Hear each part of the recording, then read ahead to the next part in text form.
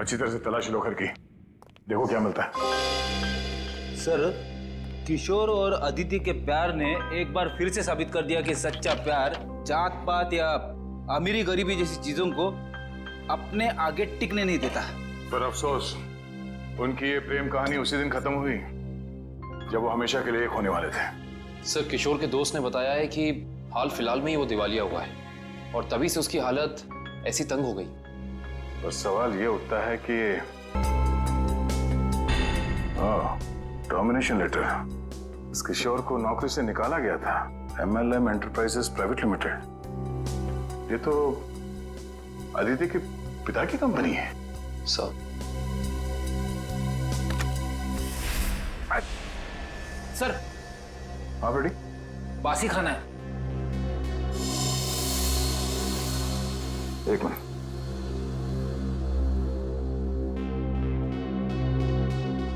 इसमें कहीं बाल तो नहीं दिख रहा? जरा घर का राशन चेक करो।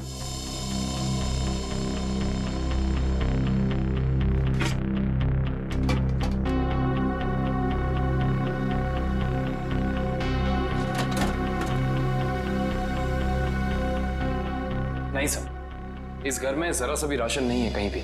नो, इसका मतलब ये खाना यहां नहीं पका है, बाहर से आया है।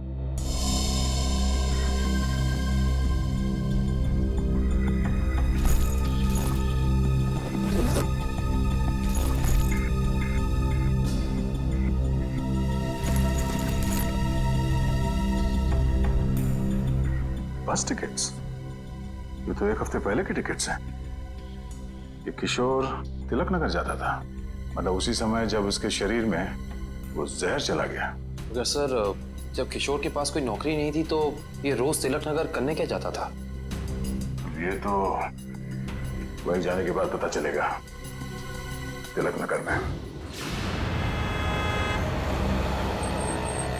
Sir, Tilak Nagar bus stop तो आ गए, अब यहाँ से कहाँ जाए? फोटो दिखाएगा लोगों को किशोर की? नहीं, उसकी जरूरत नहीं पड़ेगी। वो देखो, LP चैरिटेबल ट्रस्ट, यहाँ जरूरतमंद लोगों के लिए मुफ्त में खाना और कपड़े दिए जाता है। हो सकता है ये किशोर भी यहीं पे आया होगा। और किशोर के शरीर में वो जहर गया है, तो यहाँ आने वाले दूसरे लोगों के शरीर में भी क्या होगा? चलो अंदर चल के पूछताछ करते हैं।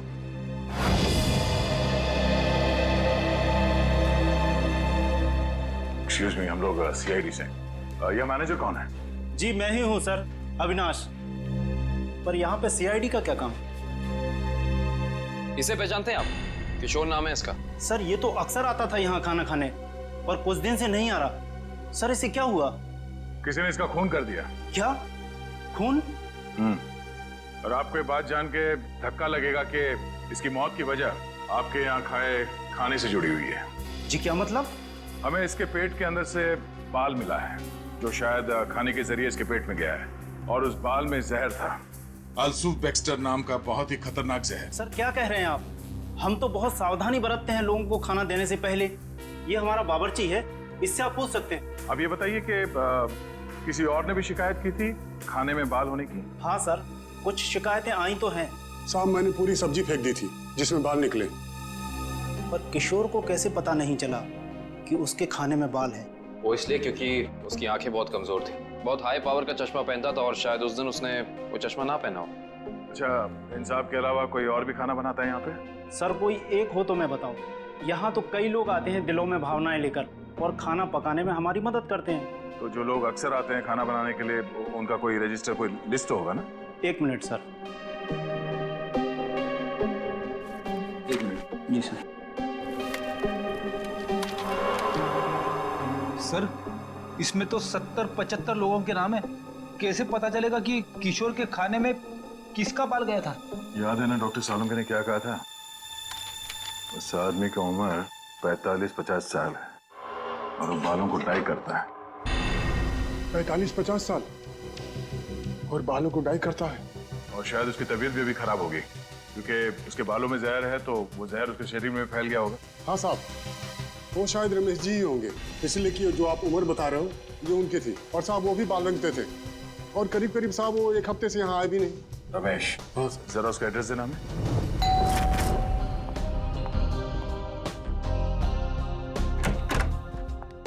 मैंने पहचाना नहीं आपको। Excuse me. हम लोग सीआईडी से। सीआईडी? सीआईडी का क्या काम मेरे घर पे? पार्टी चल रही है जी। हमें आपके पति रमेश जी से मिलना है, बुलाइए जरा उन्हें। अफसोस, आपने आने में थोड़ी देर कर दी। 4 दिन पहले ही उनकी मौत हुई है। क्या? जी। रमेश की मौत हो गई? कैसे? एक रोड एक्सीडेंट में। Road accident? आपके पति की मौत हो चुकी है और आप यहाँ जश्न मना रही हैं। किसी के जाने से जिंदगी तो नहीं रुकती। जाने वाला चला गया। सुन लिया? सही है। ये मौत हुई कैसे? इसमें भी रमेश की गलती थी। गाड़ी चलाते चलाते सो गया। वो कहते हैं ना, नजर हटी दुर्घटना घटी। सर ये एक्सीडेंट जहर की वजह से ही हुआ होगा। क्या बात है अलीशा, सीआईडी यहाँ क्यों? रमेश की मौत की पूछताछ करने आए हैं। आपकी तारीफ? ये मेरे दोस्त हैं राहुल। अरे छोड़िए ना ऑफिसर, जो चले गए उन्हें क्या याद करना। आइए आप लोग भी हमारे साथ पार्टी एंजॉय करिए। ज्यादा बात मत करना, समझे? क्या एक मौत की पूछताछ हो रही है, समझे आप? इनके पति रमेश की मौत हुई है जहर से। हमें तो शक होने लगा है कि रमेश को जहर तुमने ही दिया होगा और शायद उसमें इनकी मदद ली होगी आपने। आप मुझ पर शक कर रहे हैं? जी हाँ, कुछ कहना है आपको? हमें रमेश के डीएनए सैंपल्स लेने अभी इसी वक्त। आपने आने में देर कर दी। अफसोस, अब तो उनकी अस्थियां भी बहा दी हैं मैंने। लेकिन कुछ तो होगा घर पे, उनका ब्रश, उनकी कंघी वगैरह। आप कल नहीं आ सकते? आप क्यों मेहमानों के सामने बेइज्जती कर रहे हैं? देखो मैडम, अगर हमने तुम्हारे घर की जबरदस्ती तलाशी ली और तुम्हें अपने साथ ब्यूरो ले गए तो तुम्हारी दुगनी बेइज्जती होगी। जी आइए।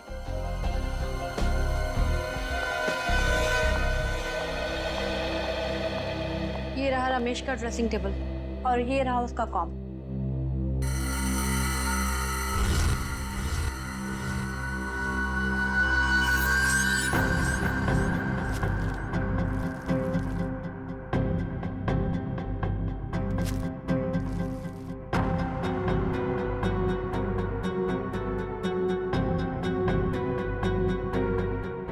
आशय, सर हेयर ब्रश मिला है, इस पे कुछ बाल भी है।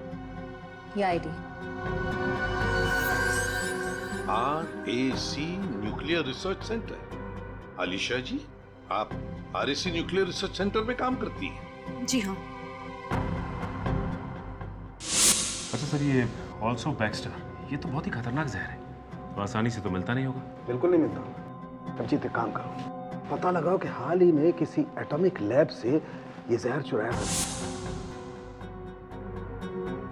सर उनके साहब ने रिसर्च सेंटर के बारे में बताया था, याद है? अलीशा जी, ऑल्सो बैक्स्टर, ये जहर ऑल्सो बैक्स्टर जिसकी वजह से आपके पति रमेश जी की मौत हो गई, वो अक्सर वहीं पे पाया जाता है जहां पर यूरेनियम कोर या फिर न्यूक्लियर रिएक्टर होते हैं। कह दीजिए अपने मेहमानों को, या आपके लिए ये पार्टी खत्म। भाई, हो सकता है आप लोगों को जानकर दुख हो, लेकिन अनीशा खूनी नहीं है। और इतने यकीन से कहने की वजह? क्योंकि रमेश का खून हुआ ही नहीं है। वो बेचारा तो वाकई एक्सीडेंट में मारा गया। अरे लेकिन उस लिस्ट में सर 40-45 साल का यही एक आदमी था, रमेश। क्योंकि उस वक्त मुझे ये मालूम नहीं था कि पिगमेंटेशन की वजह जहर नहीं है, उम्र नहीं है, बल्कि पिगमेंटेशन की वजह है ड्रग्स और केमिकल्स। अब ये नया चक्कर क्या है सालों के साथ? सचिन, दरअसल इस आदमी की उम्र थी सिर्फ 30 साल की, लेकिन क्योंकि वो ड्रग्स लेता था इसलिए उसका शरीर और उसके बाल ज्यादा बूढ़े हो गए थे और उसके शरीर में पिगमेंटेशन इतना कम था कि 30 साल के होने के बावजूद वो लगता था 40-45 साल का। इस ड्रग के इस्तेमाल से इंसान को हेलुसिनेशन होने लगते हैं और कभी-कभी उसके अंग कांपने लगते हैं। तो खूनी कोई 30 साल का आदमी है जिसके हाथ कांपते हैं। सर वो चैरिटेबल ट्रस्ट के लॉगबुक में भी एक आदमी की लिखाई ऐसी थी, बिल्कुल टेढ़ी। ऐसा लगता था कि लिखते वक्त उसके हाथ जरूर कांपते होंगे। नाम याद है उसका? एक मिनट। जी सर।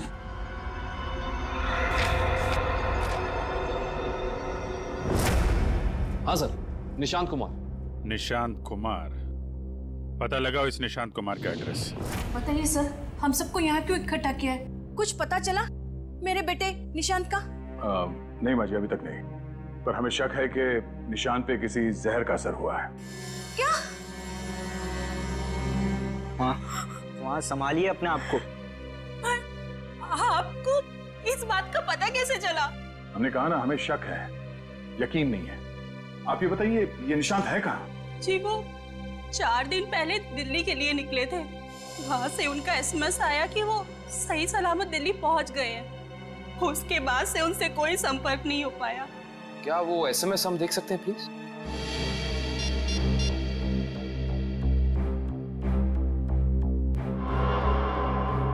अच्छा, आपने उस होटल में पता करने की कोशिश की जहाँ पे निशांत ठहरने वाला था? हाँ, मगर होटल वालों ने तो कहा वो वहाँ आए ही नहीं।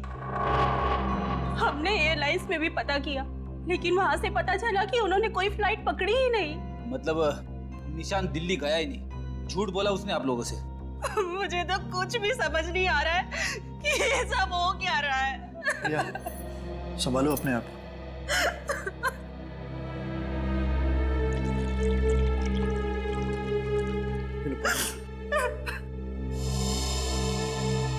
आप निशांत की सेक्रेटरी है ना? जी सर, मैं उनकी सेक्रेटरी सूजी हूँ। उसने अपने शेड्यूल में कहीं लिखा था कि वो दिल्ली जाने वाला था? नहीं तो। सर, निशांत ने ऐसा पहले कभी किया है? सर वो आप कुछ कहना चाहती हैं? नहीं नहीं, निशांत के साथ एयरपोर्ट कौन गया था उसे छोड़ने के लिए? उसने प्राइवेट टैक्सी मंगाई थी, वो मिला भी था मुझे घर के बाहर। मुझे तो बड़ा ठीक ठाक लग रहा था। मतलब एयरपोर्ट पे गया था निशांत टैक्सी में बैठकर, मगर उसने फ्लाइट नहीं पकड़ी, वहां से कहीं चला गया। पता करना पड़ेगा एयरपोर्ट से ये निशांत गायब कहाँ हो गया। कविन, उस दिन ये निशांत कहाँ घूम रहा था, जीपीएस सिस्टम में पता चला? यस सर, ये देखिए सर। पहले बांद्रा की तरफ गया, फिर उल्टी दिशा में विले पार्ले, और उसके बाद दादर। सर, ये निशांत हमसे झूठ कह रहा था कि वो दिल्ली जा रहा है, बल्कि सच ये है कि वो शहर के अलग अलग हिस्सों में देखा गया। ये देखिए, और यहाँ पे ऊपर नीचे घूम रहा है। उसका आखिरी लोकेशन तो विरार के आगे दिखा रहा है। शहर के बाहरी इलाके में। ये निशांत के दिमाग में जरूर कुछ न कुछ खिचड़ी पक रही थी। सर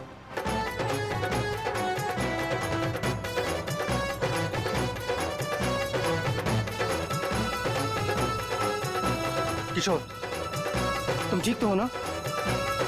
हाँ, मैं ठीक हूँ। अरे अरे, क्या हुआ तुझे? अब तक का तो मंडप तक नहीं पहुंचा और तेरे पैर पहले से लड़खड़ाने लगे।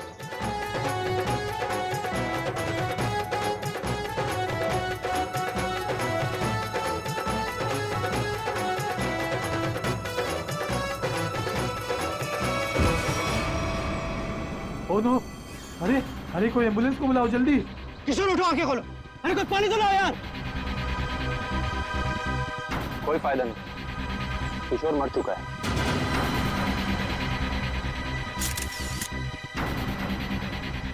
शादी की बारात में दूल्हे की मौत है? कैसे हुआ ये सब है? तुम लोग थे ना यहाँ पे? सर, सब कुछ अच्छा भला चल रहा था, लोग नाच गा रहे थे। पता नहीं अचानक से क्या हो गया और किशोर गिर पड़ा।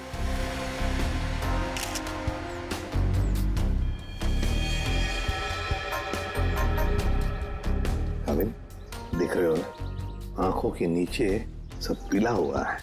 हाँ सर, जहर का मामला लगता है शायद। वही हो सकता है। सारुण के बताएगा कैसा जहर है ये। क्या आप लोगों को किसी पर शक है?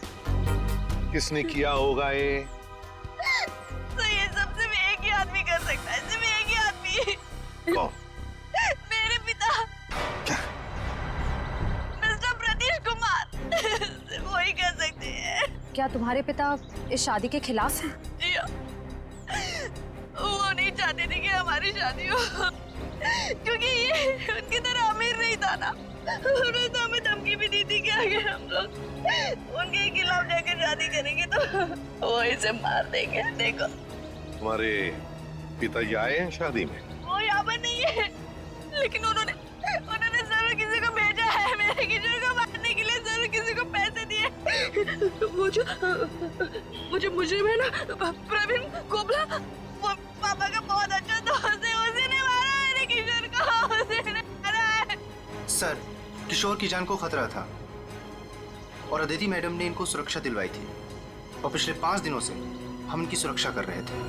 और उसके बावजूद ये सब हो गया। सर पता नहीं कैसे हो गया ये सब, हमने तो किसी को इनके आसपास भटकने तक नहीं दिया। हाँ, फिर भी लाश तो पड़ी है ना यहाँ पर, किसी को भटकने नहीं दिया। सर, इनमें से किसी ने मारा है मेरे किशोर को। इनमें से कोई मेरे पापा के साथ मिला हुआ है। इन्होंने मारा है। कैसी बदकिस्मत लड़की हूँ मैं। ये उसके खुद के बाप ने उसे शादी के दिन विधवा कर दिया। अदिति, चलो अंदर चलो। किशोर की जान को खतरा था, है ना? तो क्या उसे किसी सुरक्षित जगह पर रखा था? हाँ सर, एक सेफ हाउस में रखा था हमने। तो वहाँ पे आप लोग यानी सिक्योरिटी थी किशोर के साथ? जी सर, हमने इन्हें कभी अकेला नहीं छोड़ा। कहाँ पर रखा था किशोर को? घर का कोना कोना छान मारो। सर। हाँ।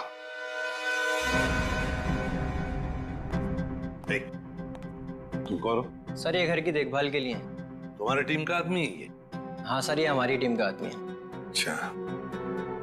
सर। हाँ। सर वो देखिए सीसीटीवी कैमरा, कोई भी अजनबी घर के अंदर नहीं घुस सकता।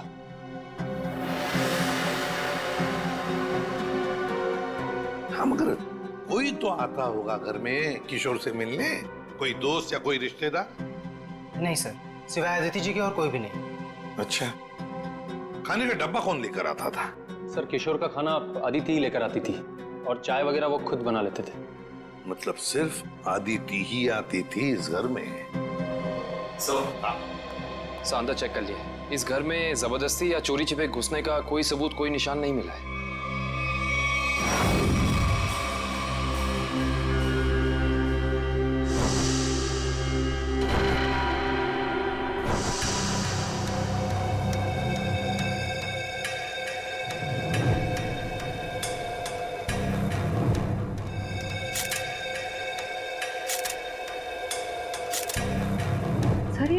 किशोर के बाल इतने आसानी से हाथ में आ गए? हाँ तारिका, ये बालों का आसानी से हाथ में आ जाना, इसके आंखों के नीचे पीलापन, नाक में से खून बहना, होंठ सफेद हो जाना, गला सूज जाना, ये सब के सब एक ही बात की तरफ इशारा कर रहे हैं कि इसे ऑल्सो बैक्स्टर नाम के जहर से मारा गया। मतलब रेडिएशन पॉइजनिंग? बिल्कुल बिल्कुल तारिका, इसके शरीर में विकिरण द्वारा जहर पैदा किया गया है ऑल्सो बैक्स्टर से। सारे सिम्टम्स उसी तरफ इशारा कर रहे हैं। सर, ये रेडिएशन का हम पे तो कोई असर नहीं होगा ना? नहीं तारिका, घबरा मत। इस जहर का असर तभी होता है जब किसी खाने या पीने की चीज के साथ ये जहर शरीर के अंदर जाए, अदरवाइज नहीं। तुम एक काम करो, तुम टेस्ट की तैयारी शुरू करो, तब तक मैं प्रद्युमन को बोल देता हूँ कि वो गीगर काउंटर का इंतजाम कर ले। हाँ, गीगर काउंटर मतलब? तारिका, गीगर काउंटर एक ऐसा यंत्र होता है जिससे एसीपी प्रद्युमन ये पता लगा सकेंगे कि उस सेफ हाउस में जहां पर इसे रखा गया था वहां पर ये ऑल्सो बैक्स्टर नाम के जहर का रेडिएशन है या नहीं, और अगर है तो कितना है। Okay sir, sure. Correct, ready है। ऑल्सो बैक्स्टर जहर, पता चल जाएगा ये जहर किशोर के शरीर के अंदर गया कहां से है। ये हमारा डिवाइस अल्फा पार्टिकल रेडिएशन ये बता देगा। बारीक से बारीक चीज को भी चेक करो, देखो रेडिएशन मिलता है क्या। यस सर, करण।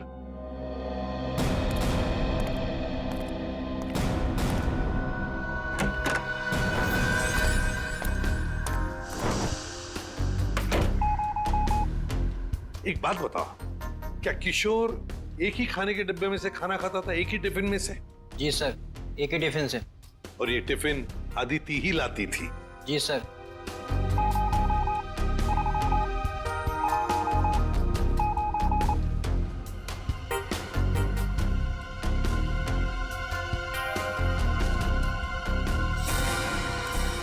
सर, हाँ, पूरा किचन चेक कर लिया सर, ये रेडिएशन कहीं भी नहीं मिला।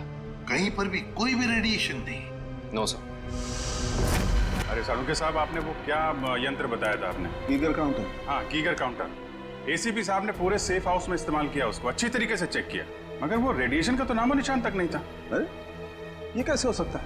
नहीं नहीं, ये तो नामुमकिन है। कोई गलती हो गई है इस यंत्र को इस्तेमाल करने में। गलती कैसे हो सकती है सर? सर कहीं गलती आप, मेरा मतलब है कि हो सकता है कि वो जहर मामूली जहर हो। एक बार टेस्ट की रिपोर्ट आ जाने तो सचिन, फिर पता लगेगा कि गलती हमसे नहीं हुई है। हवा में बात नहीं करता डॉक्टर सालू के, यू अंडरस्टैंड दैट? एक्सरे दिखाओ इन्हें। एक मिनट, एक्सरे दिखाओ।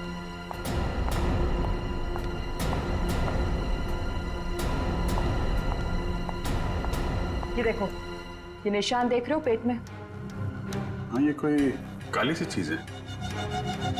और ये काली चीज क्या है इसका पता इसकी ऑटोप्सी के बाद लगेगा, लेकिन मेरा दिमाग कहता है कि इस काली चीज का बहुत बड़ा हाथ है इस आदमी की मौत में।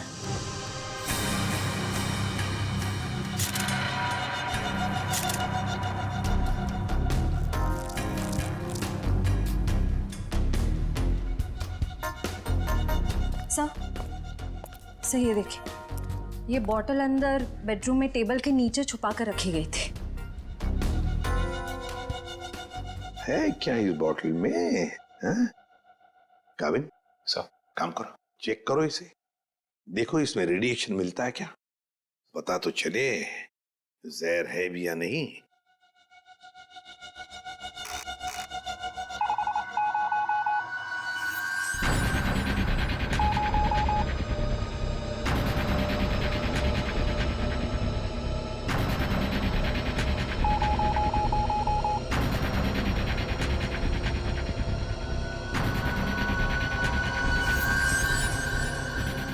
अगर इसमें रेडिएशन नहीं है तो इसका मतलब है ये वो जहर ऑल्सो बैक्स्टर नहीं है। तो तुम लोग जानते हो क्या चीज है ये? नहीं सर। नहीं सर, इसके बारे में हम लोग कुछ नहीं जानते। काविन काम करो, शादी में जितने भी लोग आए थे, जितने भी लोग, उन सब से पूछताछ करो, एक एक करके पूछताछ करो अच्छी तरह से, यहां तक कि आदिति से भी पूछताछ करो। बचे आदिति के पिता प्रतीश कुमार।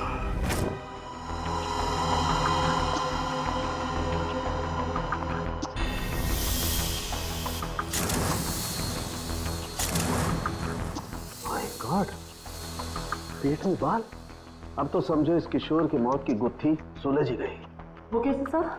बताता हूं, तुम एक काम करो, पहले इन बालों को अच्छी तरह से साफ कर लो। क्या डॉक्टर साहब, बोला था ना आपसे गलती हो रही है। ये मिला एसीपी साहब को सेफ हाउस में। ये मामूली जहर है, इसमें कोई रेडिएशन नहीं है। अरे फिर वही बात। भाई साहब, आपकी जानकारी के लिए बता दूं, हमसे कभी कोई गलती होती नहीं है। किशोर की मौत की वजह ऑल्सो बैक्स्टर नाम का जहर ही है। सर, जिद की भी एक हद होती है। अगर ये किशोर ऑल्सो बैक्स्टर से मरा है तो आपका वो जो यंत्र था, वो गीगर काउंटर, उसने इसमें रेडिएशन क्यों नहीं पकड़ा? इसमें रेडिएशन हो भी नहीं सकता है, क्योंकि भाई साहब जहर इसमें नहीं है। जहर यहाँ है इसके पेट में। इसके पेट में बाल थे, उसमें जहर। बाल में जहर? हाँ, तुम याद है ना इसके पेट का एक्सरे दिखाया था तुम्हें, उसमें एक काली सी चीज थी। हाँ, वो काली सी चीज दरअसल इसके पेट में बालों का एक गुच्छा था, और उन बालों के गुच्छे में ऑल्सो बैक्स्टर नाम का जहर था, जिसकी वजह से इसकी मौत हुई। सर, सब कुछ समझ में नहीं आ रहा है। हाँ, कोई बाल कैसे खा सकता है? गलती से पेट में चले गए, और वैसे भी इसके बाल झड़ रहे थे ना। नहीं सचिन, वो बाल किशोर के नहीं, वो बाल किसी और के हैं।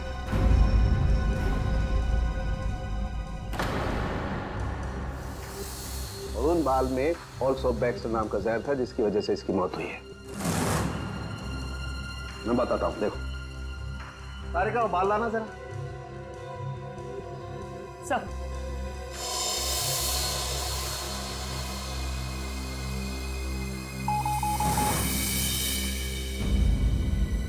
देखा, बाल में जहर है। एक मिनट। तो आप ये कहना चाहते हैं किशोर शिकार हुआ किसी और के सिर के बाल से, जो उसके पेट में गया, और चूंकि बाल जहरीला था इसलिए मर गया बेचारा ये। एग्जैक्टली। तो फिर उस आदमी के शरीर में भी तो जहर होगा जिसका ये बाल है। यकीनन। My God. अच्छा, ये बाल इसके पेट में कब गया? कितने दिन पहले? लगभग 7-8 दिन पहले। मतलब उसे प्रोटेक्शन मिलने से पहले? मैं बताता हूँ डिटेल में, आओ।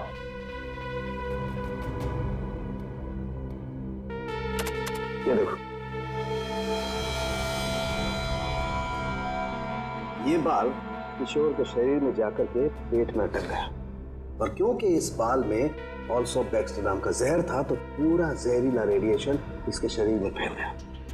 इस बेचारे को पता भी नहीं चला कि मौत इसके करीब आकर के दस्तक दे चुकी है। मतलब किशोर की मौत एक हादसा है? असली खूनी तो वो है जिसने उस आदमी को मारने की कोशिश की है जिसका ये बाल है। पता नहीं बेचारा जिंदा भी होगा कि मर गया। सर एक बात तो तय है कि ये कोई किशोर के आसपास वाला ही है, क्योंकि किशोर के खाने में किसी और का बाल कैसे आ सकता है? ये हो सकता है कि वो बाहर खाना खाने गया हो किसी रेस्टोरेंट में और वहाँ के शेफ या कुक का बाल उसके खाने में गिर गया और गलती से इस किशोर ने खा लिया। होने को तो कुछ भी हो सकता है। इस बाल से कुछ और पता चल सकता है? अभिजीत, ये बाल किसी आदमी का है और ये देखो इस बाल में पिगमेंटेशन काफी कम है। पिगमेंटेशन जिससे बाल काले रहते हैं। एग्जैक्टली। मुझे लगता है इस आदमी की उम्र 40 से 45 साल की होगी। देखो इस बाल की जड़ें सफेद हैं। अरे डॉक्टर साहब, जो इसके पेट से बाल निकले हैं वो तो सारे काले हैं। हेयर डाई का मतलब समझते हो ना, उसी का कमाल। अच्छा सर, ये ऑल्सो बैक्स्टर, ये तो बहुत ही खतरनाक जहर है, तो आसानी से तो मिलता नहीं होगा। बिल्कुल नहीं मिलता।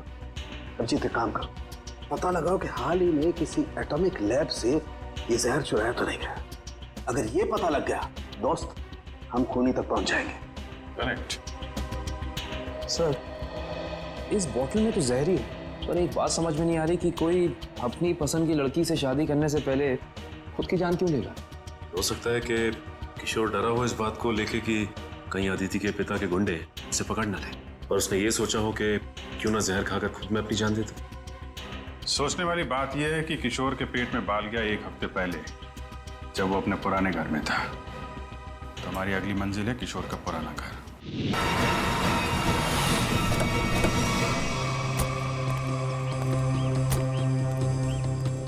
ये है वो जगह जहां आखिरी बार निशान के मोबाइल ने जीपीएस नेटवर्क पकड़ा था। अजीब बात है ना सर, कोई भला अपनी फ्लाइट मिस करके ऐसी जगह पे क्यों आएगा?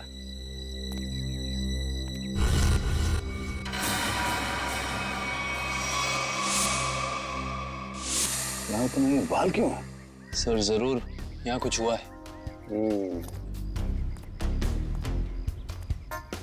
सर यहाँ ये मिट्टी बता रही है कि यहाँ पे हाल फिलहाल में खुदाई हुई है।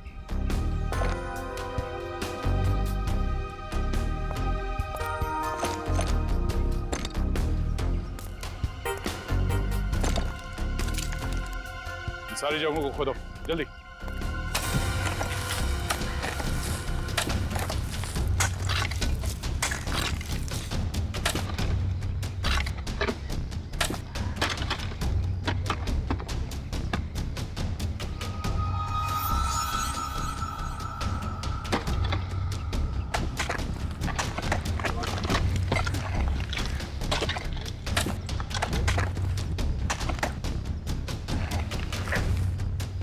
मिला? सर यहाँ पे तो कुछ दिख नहीं रहा है। सर यहाँ पर कुछ नहीं है। इधर भी नहीं है सर। चलो एक काम करो, इस घर के अंदर जाओ और तलाशी लो, देखो कुछ मिलता है क्या। जी सर। बड़े कमाल की बात है, इतनी ज्यादा जगह खुदा है पर खुदाई के अंदर कुछ भी नहीं मिला। ये भी तो हो सकता है कि खुदाई कुछ निकालने के लिए नहीं, बल्कि जो पहले दफनाया गया था उसे निकालने के लिए खोदा गया। सर हाँ, ये देखिए घर के अंदर से क्या मिला सर।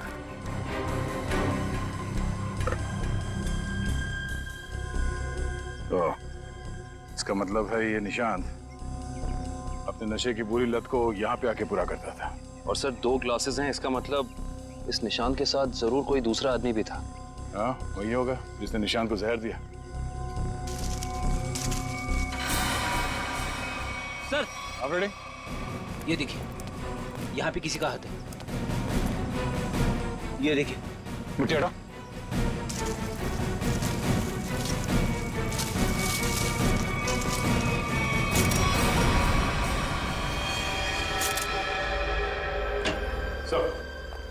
पता चल गया है कि निशांत शहर में यहाँ वहाँ क्यों घूम रहा था, ड्रग्स की तलाश में। ढेंचू ने बताया कि ड्रग्स की तलाश में वो सभी डीलर से जाके मिला इस इलाके के। और वो जहर एल्सॉप बैक्स्टर, वो कहाँ से चोरी हुआ, कुछ पता चला? यस सर, अगैस्टोल इलाके के एक रिसर्च लैब से। हाँ, मगर ये चोरी क्यों हुई और किसने की ये अभी तक पता नहीं चल पाया सर। डॉक्टर साहब, ये निशान ये कितने दिन पहले मरा है? 4 दिन हो गए इसकी मौत को। 4 दिन पहले? अब ये क्या बात कर रहे हैं सर आप? 3 दिन पहले इस आदमी ने SMS भेजा है अपनी वाइफ को। सोचना भी मत अभिजीत कि हम लोगों से गलती हुई है। बॉस, इसकी लाश पर से मुझे कीड़े मिले, वो कीड़े जो इंसान के मरने के बाद उसके शरीर पर पाए जाते हैं, जिन्हें मैगट्स कहते हैं। और इन कीड़ों ने लाश के ऊपर जो अंडे दिए हैं वो 4 दिन पुराने हैं। इसका मतलब बात साफ है, इसकी मौत को 4 दिन हो चुके हैं। मतलब निशान ने अपनी पत्नी को SMS नहीं भेजा है, किसी और ने भेजा है, शायद उसके खूनी ने। लेकिन खूनी ने ऐसा किया क्यों होगा? ताकि ये लोग पुलिस में इसके गायब होने की रिपोर्ट न लिखाएं और उसे थोड़ा और वक्त मिल जाए वो चीज ढूंढने के लिए जिसकी वजह से वो सारे गड्ढे खोद रहा था। एक बात और अभिजीत, उस आदमी की निशांत के साथ मरने से पहले हाथापाई हुई है। ये देखो, इसकी गर्दन पर यहाँ दाईं तरफ कुछ खरोंच के निशान है और यहाँ बाईं तरफ ये चोट के निशान है। मतलब उस आदमी ने अपने दाहिने हाथ से इसकी गर्दन को दबोचा और बाएं हाथ से इस पर वार किया यहाँ पर, क्योंकि सिर्फ यहीं पर वार के निशान है और कहीं पर नहीं। सर, इसका मतलब तो साफ है कि इस पे हमला करने वाला कोई लेफ्ट हैंडर है, कोई खब्बू। तो इस केस में कोई ऐसा है जो खब्बू है।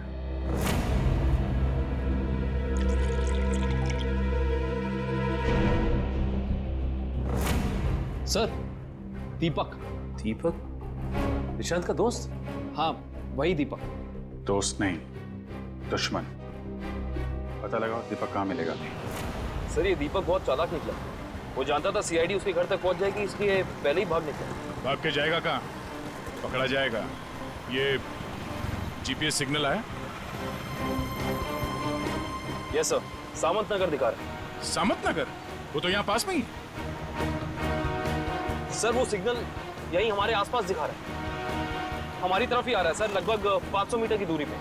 चलो, बहुत अच्छी बात है, उसका यही इंतजार करते हैं। Yes sir. कहाँ है लोकेशन? ये क्या सर? सर, उसका सिग्नल गायब हो गया सर, अभी तक था, अब नहीं है। ये टैप खराब हो गया क्या? जल्दी से कुछ करो वरना दीपक हमारे हाथ से निकल जाएगा। आ गया सर, पर कुछ अलग है सर। ये सिग्नल अब बता रहा है कि उसने T2 सिग्नल क्रॉस कर लिया। T2 नाका? पर वो तो सड़क के उस तरफ 1 किलोमीटर दूर है, पीछे की तरफ। मुझे तो लगता है दीपक ने किसी आत्मा से लिफ्ट ले ली होगी और उसकी अदृश्य गाड़ी में बैठकर गायब हो गया होगा। अब समझ में आया। वो यहाँ से सबवे से उस तरफ गया, वहां से शायद किसी बाइक या टैक्सी रिक्शा में बैठ के T2 नाका पहुंच गया। चलो T2 नाका पहुंचते हैं।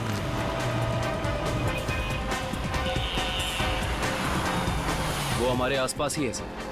कहाँ है? दिख तो नहीं रहा। आ रहा।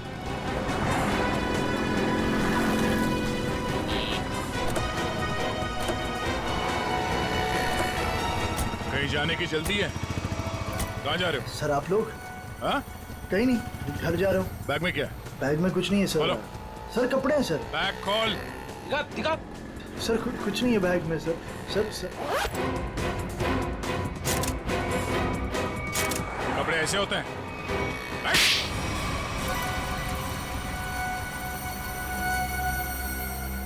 सर, निशांत और मैं दोस्त थे सर। हम लोग साथ मिलकर सारे काम करते थे, साथ मिलकर हम लोग ड्रग्स का नशा भी करते थे।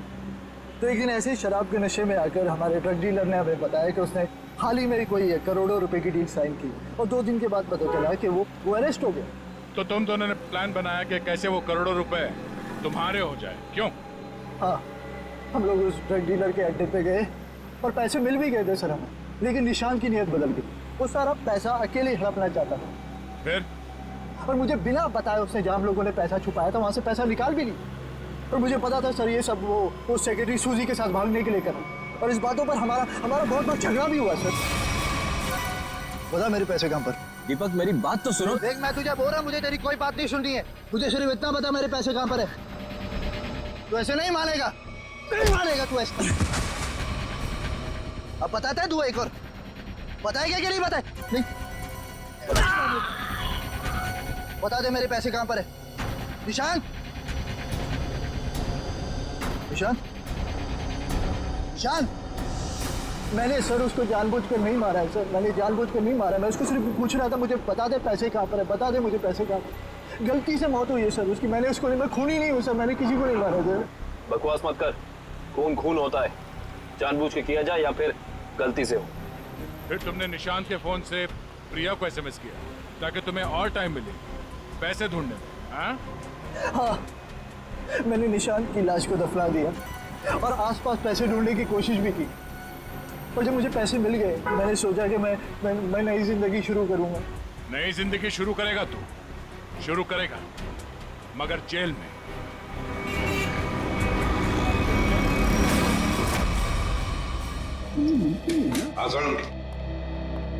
बस पहेली तो और उलझ गई है। या सालुंखे, तू सिर्फ पहेलियां उलझाता रहे, बता कुछ भी मत, बता तो सही मिला क्या है। हेलो बॉस, ऑल्सो बैक्स्टर जहर 3-4 दिन में अपना असर कर देता है। 3-4 दिन लेने में इंसान की मौत हो जाती है, लेकिन निशांत को यह जहर इतनी कम मात्रा में दिया गया कि उसकी मौत इतनी जल्दी नहीं हो सकती। हाँ सर, इसे तकरीबन 20 दिनों तक ये जहर दिया जा रहा था, वो भी बिल्कुल कम मात्रा में, ताकि जब वो मरे तब उसकी बॉडी में यह जहर डिटेक्ट ही ना हो। और हमने उस ड्रग डीलर को पकड़ा 1 हफ्ते पहले, तो कहीं ऐसा तो नहीं कि इस निशांत की मौत के पीछे दीपक के अलावा कोई और ही है? बस इंसान का बाल हर महीने तकरीबन 1.5 सेंटीमीटर बढ़ता है। जिस दिन इस निशांत को जहर दिया गया, इस जहर ने बाल पर अपना निशान छोड़ दिया। ये देखो, ये डॉट। और हर रोज निशांत को एक निश्चित मात्रा में जहर दिया गया, और हर रोज उस जहर ने अपना निशान बाल पर छोड़ दिया, सिवाय ये। 23 तारीख और 24 तारीख। हाँ, और 25 से फिर से देना शुरू कर दिया। सर, अब 23 और 24 तारीख को निशांत का पूरा परिवार शहर से बाहर गया था। हाँ श्रेया, 23 और 24 को निशांत का पूरा परिवार शहर से बाहर गया था। निशांत शहर में ही था। और निशांत को 23 और 24 को जहर नहीं दिया गया था। इसका एक ही मतलब हो सकता है कि निशांत को जहर देने वाला उसके परिवार का ही कोई है। लेकिन सर, निशांत के परिवार में तो बहुत सारे लोग हैं, उन्हीं तक पहुंचेंगे कैसे? सचिन, अब खूनी के पास हम नहीं जाएंगे, वो खुद हमारे पास आएगा। सर, आपको कुछ पता चला कि निशांत का खून किसने किया है? हाँ, पता चल गया है, और वो मुजरिम यही है, इस कमरे में हमारे बीच। क्या यहाँ पे कौन है वो? मुजरिम अपने आप को बहुत होशियार समझता है। वो ये भूल गया कि सीआईडी के सामने अच्छे अच्छों की होशियारी खुश हो जाती है। निशांत की मौत की वजह है वो दौलत जो निशांत और दीपक ने मिलकर चुराई थी। तो क्या दीपक ने निशांत को मारा है? निशांत को एक ऐसे चालाक दिमाग ने मारा है जिसे लगता है कि उसका भोला चेहरा उसे बचा लेगा, और वो शातिर दिमाग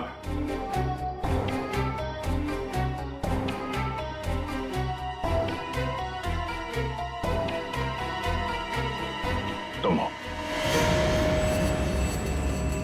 ये क्या कह रहे हैं आप? मैंने किसी का खून नहीं किया है। झूठ मत बोलो। अब ये भी जानते हैं कि तुमने वो जहर कहां से चुराया। अपना ड्रामा बंद कीजिए सूजी जी। जहां निशांत मारा गया, हमें वहां से आपके बाल मिले। जरूर कोई मुझे फंसाने की कोशिश कर रहा है। मैं निर्दोष हूँ। दिव्या, गिरफ्तार कर लो इसे। छोड़ दीजिए मुझे, मैंने कुछ नहीं किया। इसे सजा कानून नहीं, इसे एक पत्नी देगी। मैं छोड़ूंगी नहीं इसे। छोड़ो इसे। दिव्या, इसे सजा अदालत ही देगा। अब तो आप लोगों को पता चल गया होगा कि सीआईडी और फॉरेंसिक साइंस के सामने कोई मुजरिम छुप नहीं सकता। हमारे पास फॉरेंसिक लैब में वो डीएनए सैंपल है। कल उस डीएनए सैंपल के टेस्ट के बाद पता चल जाएगा कि वो मुजरिम सूजी ही है।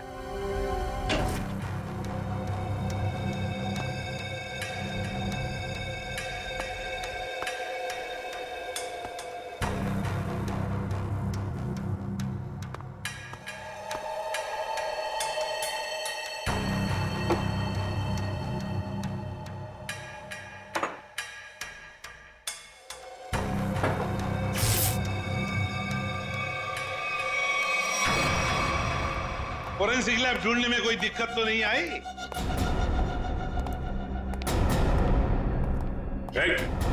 भागने की कोशिश भी मत करना। तुम्हें क्या लगा ये बच्चों का खेल है? हमें पहले से ही पता था कि सबूत चुराने के लिए तुम जरूर आओगे, और आ गए। लेकिन एक बात तुम्हें पता नहीं कि सबूत कोई था ही नहीं। मुंह दिखाई हो जाए सर इनकी। नेकी और पूछ-पूछ।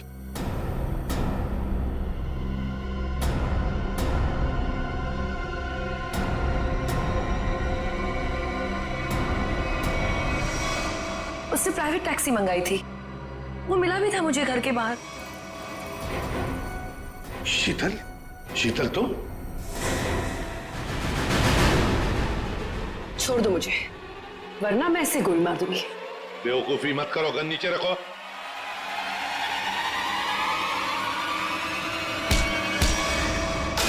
सीआईडी को मारना तेरे बस की बात नहीं है।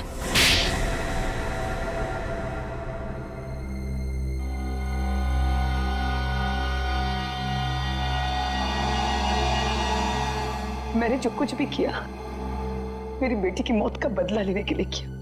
निशांत? निशांत को क्यों मारा? क्या तुम्हारी बेटी की मौत में निशांत का हाथ था? हाँ, उसे ड्रग्स की लत लग गई थी। 2 साल पहले वो ओवरडोज से उसकी मौत हो गई थी। मुझे वही ड्रग्स निशांत के घर से मिली। तो तुम अच्छी तरह से समझ गई थी कि तुम्हारी बेटी को ड्रग्स की लत में डालने वाला कोई और नहीं बल्कि निशांत है। हाँ, आज वो अगर जिंदा होती ना तो बिल्कुल तुम्हारी उम्र की होती, उसकी भी शादी हो रही होती, जिंदगी में कुछ करके वो भी कुछ बन रही होती। निशांत ने ऐसा कुछ नहीं होने दिया, सब बर्बाद कर दिया निशांत ने, सब बर्बाद कर दिया। फिर मैंने सोच लिया कि मैं निशांत को मार डालूंगी, और मैंने उसे आहिस्ता आहिस्ता वो पॉइजन देना शुरू कर दिया। मैंने कहीं पढ़ा था कि ये स्लो पॉइजन इतनी आसानी से शरीर में मिलता नहीं है। जहर पाया कैसे तुमने? कहां से चुराया? मैंने उस लेबोरेटरी के असिस्टेंट से पहले दोस्ती कर ली, उसके बाद पैसों का लालच देकर खरीद लिया। बहुत गलत किया तुमने। शीतल, तुम्हारी बेटी के साथ जो कुछ भी हुआ सही नहीं हुआ।